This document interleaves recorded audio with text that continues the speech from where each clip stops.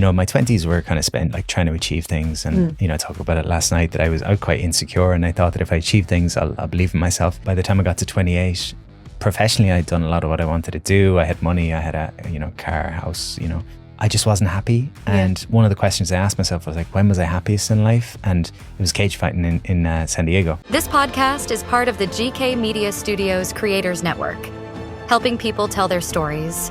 Become a storyteller today and learn about our podcaster network at gkmediastudios.com.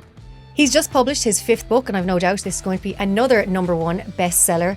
From the beaches in Salthill to the shorelines in Bali, he began with a couple of people training on the beach, and now up 20,000 people he now trains. It's the one, the only, and very delighted to have him back home. It's Pat Divilly.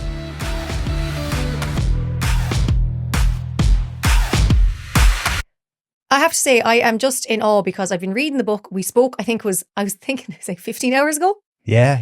We Last launched night your we had 5th the book. launch. Yeah, and thank you for holding the conversation with me for the launch. It was great to get to do it, and we're back again. Well, the first question I ask all my guests is, where are you from and where do you live? I'm from Raheen in Limerick originally, but most of my life has been Galway. So we moved to the Knocknacarra when I was probably, what age do you make your Holy Communion? 9, 10? 8 or 9, I think. 8 or 9. So we moved to Knocknacarra then. Then we were in Ferbo for a while. Then we were in Barna. And I swore all my life I wanted to get away from Barna. And then I bought a house 3 minutes from my parents' house. So like a 3-minute walk from my parents' house. So most of my life, Barna. Isn't it so interesting? Because I'm back living in Galway now, and I swore, I was like, I'm never going to live around here. And I'm home is Ardrahan, and I said, no, definitely never live in South Galway. If I live anywhere, it's going to be out Connemara side, because that's where I always feel like I've lived there for a few years when I was younger. I thought, no. And now I live 5 minutes down the road from home. Yeah. And look, I bring everything to metaphor and like analogy, and I think it's probably a metaphor for like life in the sense that, when you're younger, you have to go and do a million things. And for me, at least, like wanted, everything had to be complex and everything had to be new and exciting and all this. And then you get older and you're like, oh, the basics work. Like all the stuff my grandparents told me growing up is like, the magic. So we come full circle, I think. We go on adventures and then we come back home. And I think as well, maybe there's a pressure as they're growing up to go on adventures. So it's like almost like you have to be seen going places and you can't just stay at home your whole life. It's like, I think we put that on ourselves. I think there is value in it, definitely for me. I mean, it's not the same for everyone, but I think you have to go, or you should go and discover yourself in different ways. Yeah. And one of the best ways to discover yourself is put yourself in new environments, because I always see it as a kind of two-way thing, that when I go to new environments, I meet new parts of myself. And then when I meet new parts of myself, I'm kind of more confident in going into new environments. So it's this kind of two-way dance. Whereas if I stay within my comfort zone all my life, whether that's geographically or whatever else, I don't really meet new aspects of myself. So my life can get a little bit small. So I think you go, you learn, you develop, you expand, and then you've got more choice. It's funny because I know everyone used to say, oh, you go travelling and you find yourself. And I used to be like, all right, grand. So I went travelling, and I have to say, I've been backpacking quite a few times and I've never enjoyed it. And I always go, why do I do this to myself? And then I go again, and my friends are like, I thought you don't actually like backpacking. I was like, no, I don't. And then they're like, but why do you keep doing it? I was like, I don't know. And then it was only like last year I went to Vietnam for a full month, and it was when I was on a motorbike on the Ha Giang Loop. And I was 4 days on the back of a motorbike with the Vietnamese driver who spoke no English. And obviously I know Vietnamese. And I just sat in the back of this bike with a stranger and trusted him with my whole life. And I remember that's where I had that moment where I was like, it all suddenly clicked. And I was like, well, finally, it took long enough. So now I'm like, great, I don't have to backpack anymore. I found yourself. Yeah, but it was like, I kind of didn't believe that, because I was a bit like, oh, I don't believe in that kind of find yourself thing. As in, I do and I don't, but I was kind of going, do I have to keep backpacking and walking around with like dirty clothes in my bag until but then it happened, and I was like, right, it just took me a little bit longer. Do you find that when you go traveling? I mean, I've always loved traveling to a certain degree. Yeah. It's like, I actually feel more myself when I'm away in some ways. And I went to California when I was 18 to become a cage fighter. That was where it all started for me. So I spent a couple of summers out there.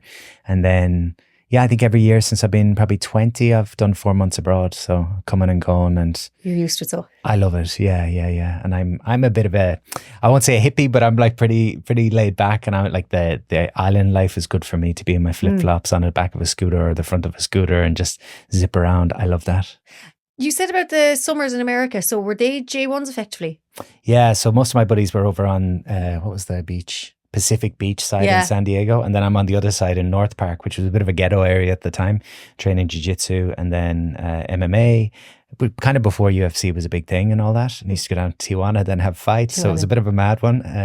So I'd go on Wednesdays for Irish. I think it was like Irish night in Tijuana on Yeah, I Wednesdays, think I've heard about these. and then I'd be down fighting and stuff. And yeah, it was a mad part of my life. That got me into fitness originally, the cage fighting stuff. But that's gone back 20 years now.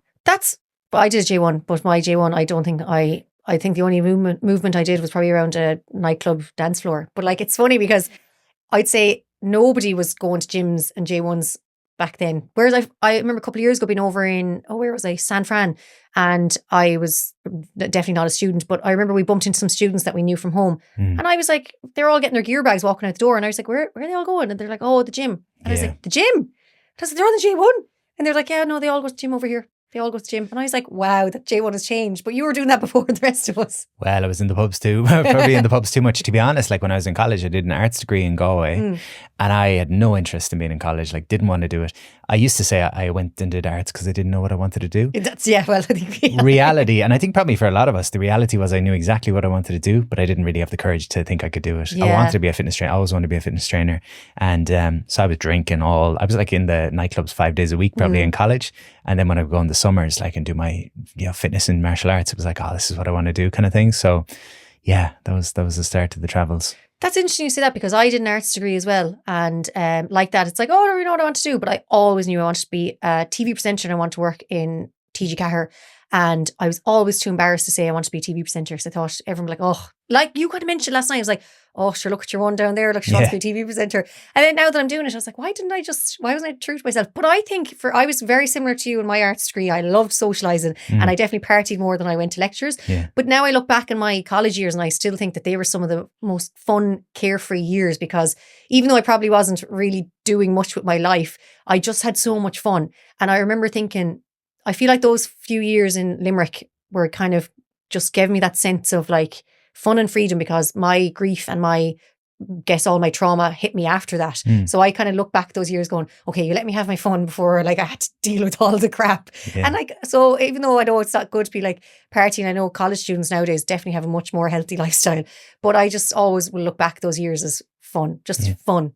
I think this stage is development, isn't there? And that's an important part. Like you're supposed to be wild and free and all that kind of stuff. And there's often young guys come to me and it's cool in a way that like guys are getting into this stuff and girls are getting into this stuff younger.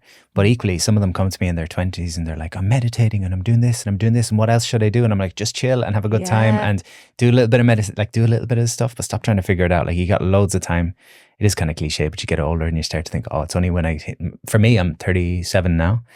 It's only the last couple of years that I feel like I'm actually starting to know who I am and like really follow what feels real for me. So you got to do it all in your 20s and figure out what works and what doesn't. But do you know what I think started all this fitness stuff? Like in terms of, I think it was Geordie Shore.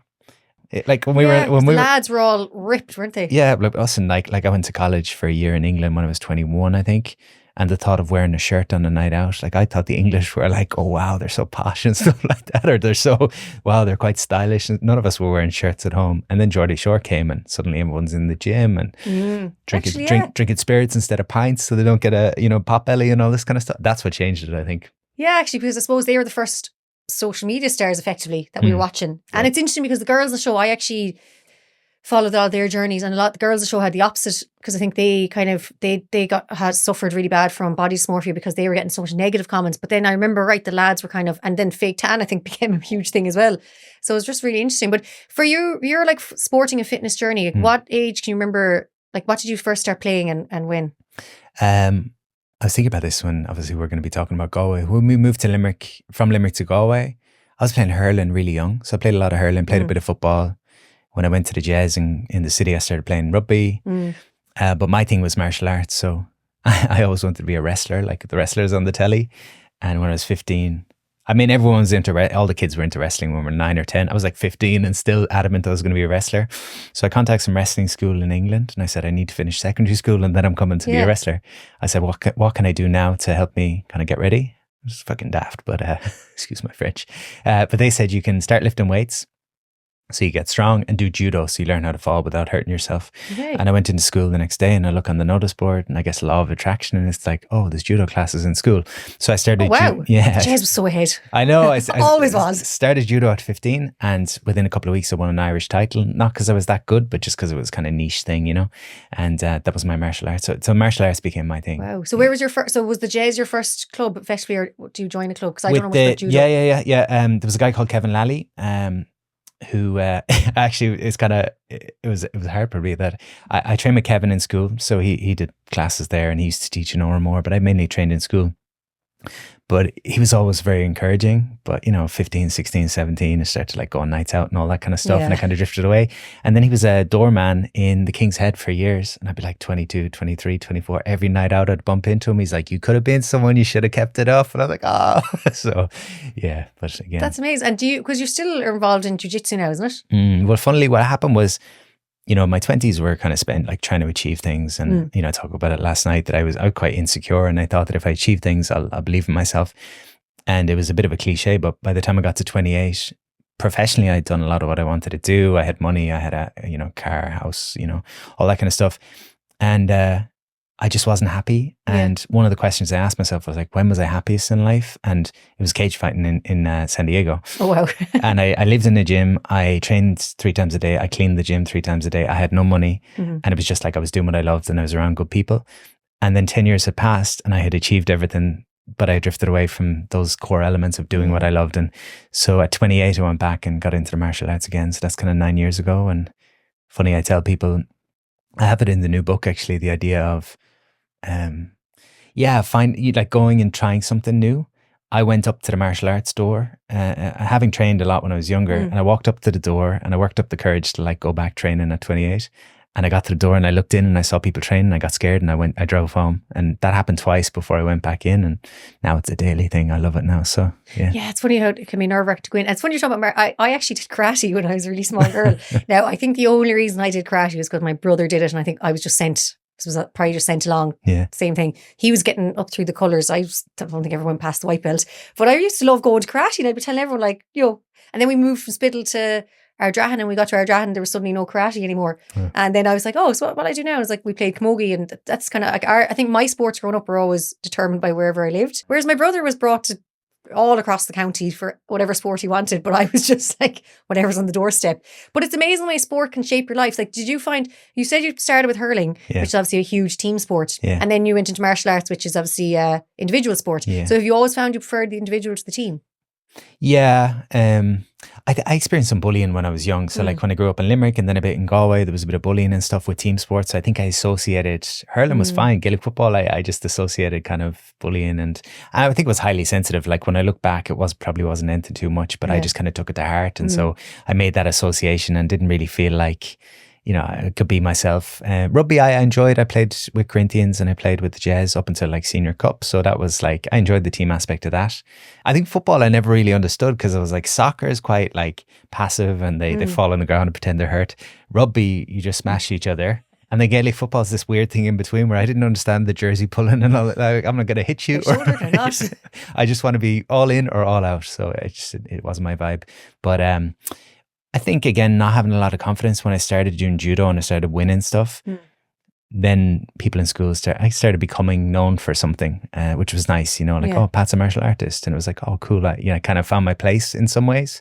And I don't think it's good to become too attached to one part of yourself, but it was definitely good for my confidence back then. When you think of martial arts now in Galway, where is your favourite place? I trained with a guy called Durinho. So Michel, he was there last night. He's Brazilian jiu-jitsu black belt. And we train at the train station down in the Claddagh. Where's that now in Claddagh?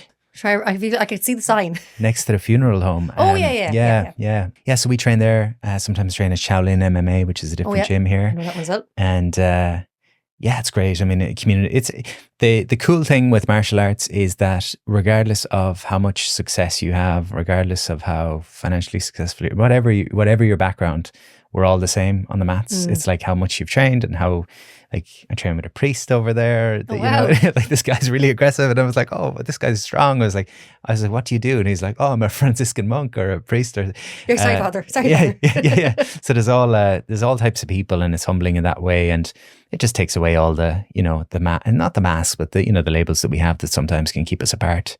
Yeah. So yeah, I train there when I'm in Galway most of the time. I'd imagine it's quite strong over in Bali, the martial arts scene. Yeah, I feel like I see so much of it on social media. that was one of the things that drew me there for sure. Was like, so yeah, I moved there. I got a year-long visa a couple of months ago and went out there, and I'm in Canggu area, which is like super busy, and I wouldn't be there only for the martial arts gyms being there, because that's where it all is. When you know them at this stage, you know from social media. Yeah. Gas. It's interesting then when you go to these places, because you're obviously, I had a weird one where I was looking up yoga classes. I don't do a lot of yoga. I mentioned that last night, but I found this yoga class with this old guy just online on YouTube before I went out there. And it was nothing to do with Bali, just some random YouTube class. And I loved how he taught. And I sent it to my friend. I said, this guy's awesome. He's like, I don't know, 70 or 80 or something. She goes, oh, he's super famous. Like, he's a really famous yogi. I said, okay. Went to Bali. My first day sitting down, there was a guy sat next to me in the coffee shop. And I said, you look familiar. And he says, oh, my name's such and such. I'm a yogi. And I was like, no way. Oh, no way. Yeah. That's kind of law of attraction again, isn't it? It's weird. I don't know if you find that. Like, I've one mentor, and he says, like, when you experience synchronicities, or that kind of thing, you should talk about them, because you'll see them more if you talk about them. Whereas most people will just kind of say, oh, that was weird, and just kind of throw it to the side, you know? Yeah, when things like that happen to me, I'm like, oh, what's the sign? This must be a sign. Something's happening. Yeah. I want to talk about back to, I was saying, when I first kind of got to know you was when you used to train on the beach. And how did that idea come about? Because I don't think any of us had trained on a beach before you kicked it all off. Yeah.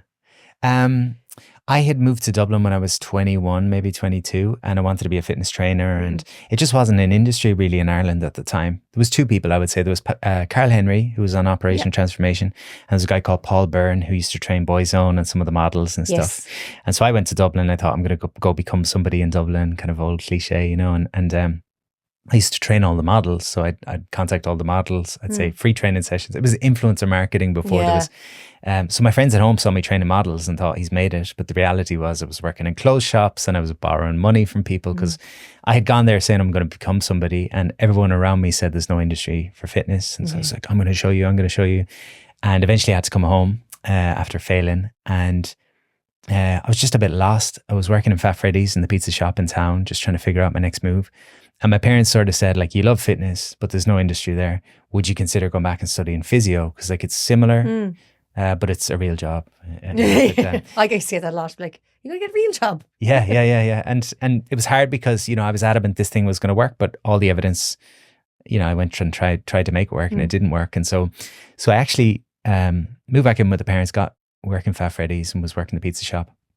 And I started training people online for free. So I was actually really struggling with my mental health, and my father said to me that, you know, if part of your problem is you're stuck in your own head and worrying about your own problems, and if you went and helped people, you'd feel a bit better. And it was kind of a bit of tough love. Like, you see, I could barely get out of bed at the time, but I started offering free fitness plans online. And so I'd work in Fat Freddy's on a split shift. In the middle of the day, I'd go to coffee shops. Someone would buy me a coffee. I'd write them a plan, and it was free. And after a couple of months, some guy messaged me and he said, this is my before and after. You didn't ask for it, but here it is. And I put it online, and it went viral at the time. So viral was like 50 likes or something. And that got me a couple of clients. I didn't want to pay rent anywhere. And so outdoors made sense. And I was always following what was happening in the UK, and the fitness bootcamp scene was starting to kick off. So that was the start of it. Which part beaches? Salthill obviously has a load of beaches. Which is or was it? Silver Strand, actually. We started on Silver Strand out in Barna. Yeah. Silver Strand's lovely. Yeah. So, it was 5 people on the first morning. And then I just... it changed my life. It completely changed my life. I was so lost at the time that like when 5 people showed up, I was like, wow, 5 people believe in me. And obviously it wasn't about me. They wanted something for themselves. But like, it's just that it was such a massive confidence boost. And the big thing I always tell people is when I was in Dublin, I was fixated with having 100 clients or like these big grandiose goals. And I was so far removed from it that it was like shattering my confidence. And when I got 5, I was like, wow. And I said, if I look after these 5 people, this thing will grow. That was the business plan. And then I'd say within 3 months, there was close to 100 people on the beach. Within a year, there was a gym out in Barna, physical premises, first book. And it just all changed, you know. As the numbers got bigger on the beaches, where did you put them all? I used to do 5 sessions a day. Oh my God. So 6 a.m., 7 a.m., 9:45, 6 p.m. and 7 p.m. I think it was Monday, Wednesday and Friday. And then, yeah, it was bizarre. You know, the Facebook page started kicking off and stuff at the time. And I would just, I mentioned it last night, I would just put things up there that sometimes weren't true. Like, oh, I just finished my first book and does anyone want to publish? And I hadn't even started a book and I got a book deal. And I think I was on a night out once and I was like, I'm getting loads of demand from the other side of the city. Anyone want classes in Ballyban? And I sold out a class in Ballyban and I showed up to this venue and there was like 50 people or something and just handing me cash at the time. It was mad. So I was doing Salthill Park. I was doing Silver Strand. I was doing the Claddagh Judo Hall. Yeah. And I was doing Ballyban, so kind of all over the city before I got my own gym. And does Silver Strand then still hold a special place in your heart? Yeah. It's weird in a way. It feels like a different lifetime ago that all that was happening. But, you know, I bump into people just randomly. Like some people I remember, some people I don't remember, but they'll say like, oh, I was with you 12 years ago on the beach. And they said, I haven't been able to find anything like it since. And obviously it wasn't about the exercise. It was just the community and the kind of fun and having a reason to show up. And, but yeah, I love Silver Strand. I go down there frequently when I'm at home and swim there. My parents swim every day down there. And wow. Yeah. It's just, it's so beautiful. And like, even like, as we mentioned, even last night, and everyone knows Galway and the weather, like with people, like you still trained, didn't matter what the weather was. Yeah. Oh, I remember like when it would get dark down there. First I was cycling, you know, I didn't have a car or anything. And then I bought my first car when I was 25. I bought a Berlingo from Ardrahan actually. And I would drive down and have kettlebells and things at the back of the car. But when it was dark and freezing, I'd have to turn on the headlights of the car and shine it on us as we were training. And one day the battery died. There was all sorts of stories. There was like police showing up in the middle of sessions. And, you know, I always tell that story. The police showed up and said, we're going to come back at 9:30. You're in trouble. And all my clients were like panicking. And they came back and they said, lock your bike. You're going to have to come with us. And I turned around to lock my bike and they were like, we're only messing. There's a big fella here with us. He needs to get in shape. Will you look after him? So it's just like, yeah, it was amazing. Those days, those are some of the best days of my life. And I remember at the time telling people in the group, because we were all on such a buzz. We'd go on nights out in town after, like we'd go and do a 5K or a mud run or a tough mudder, these kind of things. We'd go into the front door, like 50 of us. And before anyone had even had a drink, the energy would be coming off the roof of the place in there. And people would be coming up to us saying, who are you? Like, what are you doing? And I remember looking at people and saying, this isn't going to last forever. This is just amazing, like once in a lifetime kind of stuff. So it was, amazing. But then you went from, you said, start with the 5 on the beach and now up to 20,000 people online as well. Was it from maybe the buzz and the energy you saw that people were getting that brought you into kind of this whole field of like breath work and I suppose wellness and just kind of the more psychological side of it? It was kind of two things. Like the personal piece was achieving all these things. I sort of felt like there was a lot of people looking to me, like older people that I admired that were looking to me thinking I had it all together kind of thing. And I felt the complete opposite. I felt really insecure. Yeah. I thought that when I achieved things, like all my insecurities would go away. But I hadn't really dealt with my stuff, I suppose, like my wounded parts or my traumas, whatever you want to call it. And so from a personal lens, I was like, okay, I've got everything I ever wanted and I'm still struggling with myself. Like I need to look at myself. So that was my own inner work. And then the other side of the coin was you work with 20,000 people over 4 years that was. And some people achieve results, most people don't in reality with fitness. And I was like, okay, so it's not about the fitness or the training, it's about how people are speaking to themselves, how they're managing stress. And so that got me into the mind for a while and I was really into goal setting and like that side of things, which I think is useful. But I kind of distinguish now for people that there's mental wellness and there's emotional wellness and everyone's obsessed with mental. So change your thoughts and change. But I think emotional is really important. Like emotions, what's going on below the level of the mental. Yeah. My mind can tell me that my life looks great. But if my body feels sad or feels anxious or feels whatever, there's something below the surface going on. So that became my passion. It's amazing because I've obviously gone through quite a bit of the book and went through it last night. And I found, I even said this to you last night, that for me, when I was going through my depths of my grief, it was the anger that I really struggled to let go of. And like that as well, I kind of, when it comes to fitness, and I love keeping fit, but love running, but I hate running. I love sprinting. But I hate going for like 5K. But I go for 2 or 3 5Ks a week because it's the feeling afterwards. Because it's like that mental battle with myself. And then I find I do some really good creative thinking when I'm running. Almost I feel like I need to stop and jot down notes. I'm like, oh, that's a really good idea. And then it's like, so for me, the actual fitness side of it is probably just the bonus at the end. But for me, it's the real mental side of it because it's just that I don't know, clearing out, clarity. And when it comes to like, you spoke about yoga last night and you're saying, it wasn't really for you. I kind of the same. I like fine. I think it's lovely to do a yoga class, but I'm not one of these people that can just be yen and zen for that long. Yeah. I prefer a good 20-minute HIIT session where I'm absolutely pushed to the limits, where I'm in pain and like complete, like nearly can't stand up afterwards. Because I feel like for me, that pain is that it's more about taking on the mental pain and the emotional pain. And then it's like, again, the fitness part of it just is the added bonus at the end. Yeah. Yeah. Well, like, people talk about stress all the time and like the things we're dealing with, and stress is not a concept in the mind. Stress is like held in the body. So you think about any time you experience stress, your body tenses, your breath maybe shallows and stops. And so there's a lot of trapped energy there for people, and exercise is one of the ways that they can move that energy. Cold water, there's lots of different ways, but that's effectively what's happening.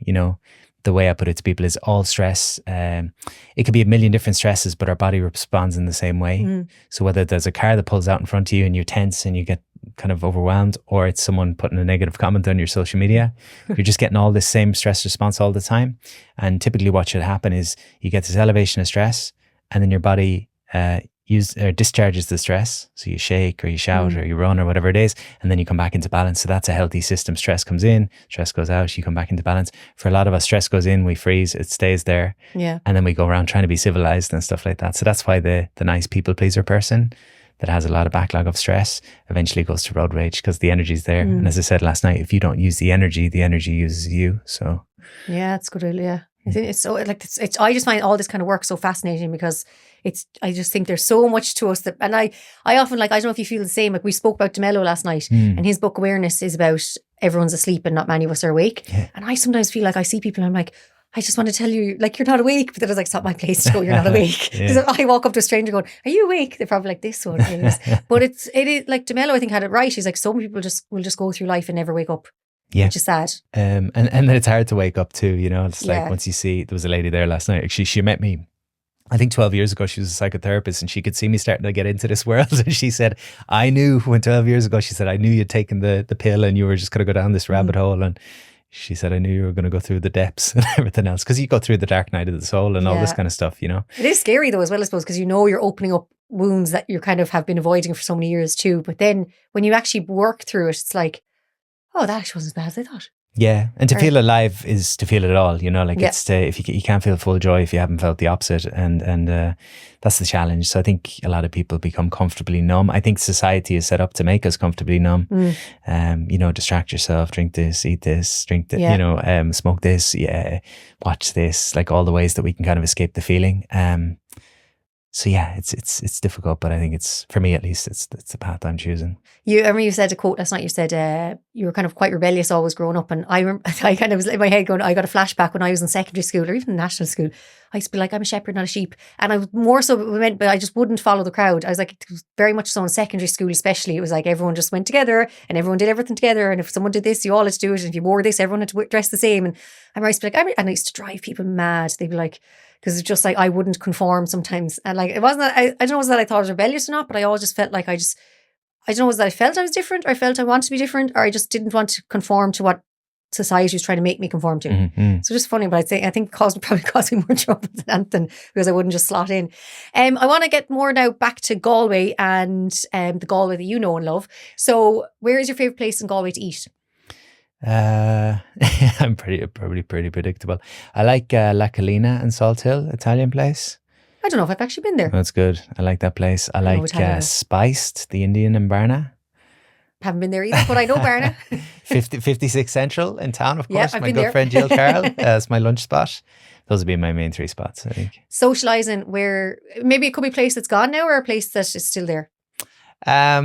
Again, it probably comes back to what we were saying earlier about like different phases in our life. But like in my 20s, being in Halo and CPs, there was good nights, like just going out and the excitement and stuff of, again, I wouldn't do it now, but back then I just used to love going have a few drinks with the lads and just not knowing what was going to happen on the night and the novelty of it all. I just know when they said they were reopening Electric, I was like, great, Halo's next. And everyone was like, no, but Electric. And I was like, would you not go to Electric? And I was like, I was CPs and Halo, and then I went to Electric a few times, but I loved Halo. And the reason I say this is because you probably remember with Halo, each area had like I knew where to find everyone. So I always found the people from South Galway were at this bar, the people from the city were at this bar, the kind of GA bar was that bar, the rugby bar was that bar. And it was great. I was like, you'd go in there and you know some people. And I used to think the nights of Halo were so much fun because you would just meet everyone. And I think it was the highlight night when they said that wasn't reopening, I was devastated. But then I was like, would I actually go to a nightclub now still? Because I find like past 12 o'clock, I'm like, bed, I don't want to stay out. Yeah. But some great memories inside that place. I think I was like, when I was about 18 or 19, I remember seeing guys maybe, I don't know, maybe not even mid-20s. And I remember saying to my friends, if I'm in here in my mid-20s, I better own the place and all this. Then later on, I'm in my late 20s, hammered in there, you know. So, that play, I mean, that was epic. Those days were just a lot of fun. And you could go in on your own, not knowing because you knew you were going to bump into people. Yeah, I'd always often leave. My friends used to love sitting down. I hate sitting down in a nightclub. I used to have to be constantly moving. And like my friends would just set up spot and then I'd be like, right, I'm back in a while. And then I'd be gone for ages because I'd be talking my whole way around and the different floors. And then they were like, where are you? And I was like, and they knew then, then they got used to me. And I was like, we'll see her when it's probably home time, because I just like that. I used to love it. And you go out to the smoking area and the people out there and going for a bit of dancing, and it was just a really fun place. And where's a place you like to kind of go for a walk or like, you know, to get away? Like you're kind of like, right, you just need some headspace now. There's a couple of nice forests up in Moycullen that I like. I like Barnum Woods. Yeah, Barnum Woods got mentioned a lot. Silverstrand, go up over the hill in Silverstrand down by Rushing and then come up Barnum Woods. I like Barna Pier. It's super close to where I live. So just going down Barna Pier and walking off the back side. Down by O'Grady's, yeah? Yeah. So if you walk off the right side of O'Grady's along the beach there, it's super quiet. Come up and do a loop. Where else do I like? Spiddle. I don't come into the city all that much. It's like Moycullen, Spiddle, Barna. Yeah. The city is just come in and do jiu-jitsu and go home and get out again. Yeah. I love going to town just for a stroll, but like because I'm living out in the countryside, I can't just come in for a stroll because traffic. It'd be kind of, if I was to come in for a town for a stroll, it's like I have to get through the traffic. Then I'd have to stroll and it's back out through. But I do love the days I can just kind of wander up and down. When you're away from home, what do you kind of miss or crave? Is there any kind of place you're thinking, God, geez, I'd love that now, when you're in Bali and you're kind of going? The spaciousness of like, Barna, like just like being next to the water, being close to the woods, the nature and the space of it all. And there's a coffee shop out in Barna called Sulala, which has opened in probably the last year, maybe a little bit more. And it's just become like, I think it's like the heart of Barna now in a way, that you go in there and you just meet loads of people and there's a real kind of nice feeling in there. And like, even if I'm only gone for a couple of weeks, I come back and I go in there and everyone's like, oh, welcome home, welcome. It's just nice to get the welcome home kind of thing. Yeah. So I'd say I miss the nature and I miss the Irish air and just the kind of, I think the best thing about Ireland is people are just real and down to earth, I think, for the most part. And there's kind of a earthiness about us that's grounded, you know? And I think as well, what I find is the crack and the humour as well. Because sometimes you can go so far into yourself and your inner self and you can get really like into it. But then sometimes you've a friend or something, they're like, do you remember this? And you're kind of going, right, back down to earth now again. Yeah. I remember I'm into all sorts, but there's a shaman that I worked with years ago and I was doing all these ceremonies and like plant medicines and all this wild stuff. And I rang her once, I said, I'm having a crisis. I don't know what's going on. I'm losing my mind. Like, what do I do? And I thought she'd give me some complex, like, you know, meditation or something like that. She'd go down the pub with your friends and have a few pints of stout and ground yourself. I was like, oh yeah, that's the sound. Because I had actually gone to I think it was in California with a bunch of like really cool people or whatever, and they were all doing ayahuasca and these things. I'd heard, and then I came home and I did it for the first time, and I heard all their spiritual lingo. And this shaman said, like, what's your intention for the ceremony? I said, I just want to become one with the universe. And she was like, shut up. She's like, what do you really want from this? And I was like, I don't know. It's like, I love the Irish, you know. Yeah, that's it too. It's kind of like sometimes you just, you're like I think I remember one time I was saying, I can't remember who I was speaking with. It was like an elderly person. I was saying, like that. I was like, I'm really struggling now. And it's like, well, sure, just get up and get out. Yeah. What are you doing? Like, come on. And I was like, oh, okay. Yeah. Stop feeling sorry for yourself. And I was like, oh, okay. I need to stop. But it's funny, sometimes you get that kind of reality wake up call. You're like, oh. I had a coach years ago and he used to say to me, I'm the coach that'll give you a kick up the ass when you want a hug, and I'll give you a hug when you think you want to kick up the ass. And it was kind of like, sometimes we're looking for the wrong thing maybe. Yeah, it's so interesting. It's such a journey. Finally, the last question I ask everyone, and you have a full day off in Galway, which I know at the moment you don't. You're so busy you've got so many launches going on with the new book and probably catching up with so many people. But so you have a full day off. Imagine now tomorrow, and you've no work things to do. describe your ideal day in Galway from when you wake up to when you go to bed. Oh, that's good. I like that. I don't know how interesting my version will be. I'm up, I go for coffee in Sulala with friends, walk on the beach. If I'm feeling up to it, I have a little dip in the sea, but probably not. Everyone thinks I sea swim all the time. I'm like, nah. After that, I'd head over and train jiu-jitsu over in the Claddagh. I'd grab lunch with my jiu-jitsu friends after that. What would I do in down? I'd probably float about, go into Charlie Byrne's bookshop, get lost in there for a while. If the sun was out, I'd go down Spanish Arch. I'd probably go and train jiu-jitsu again. I'm a pretty simple guy. In the evening, a few pints of Guinness and Knockdowns. Oh, great. Maybe O'Connor's and Salthill. And what would I do then? Go for a taco fries and supermarkets. Oh, love a taco fry. I think that's my day. That's a pretty good day. I like it because you have a nice balance of kind of wellness and socialising, but fitness. Yeah. And then socialising again. And then you've the supermax to finish with. And a bottle of Buckfast down Spanish Arch at some point. We squeeze that in. Oh, do they have Buckfast in Bali? They do not, thankfully. It's so funny, the whole Buckfast thing, because I often meet people and I'm like, oh, Buckfast. And they're like, what? And I'm like, oh yeah, it's a Galway thing. It actually is a Galway thing. It's either people from Galway or people who live in Galway. And any of that either didn't go to NUIG or aren't from Galway are like, what's Buckfast? Glasgow and Galway, yeah. It's Glasgow as well. Glasgow's top, do you remember, I never partook in it, but Buckfast hands. Yeah. I think that I've tasted a few times and I'm like, bleh. Like how did we think that was nice?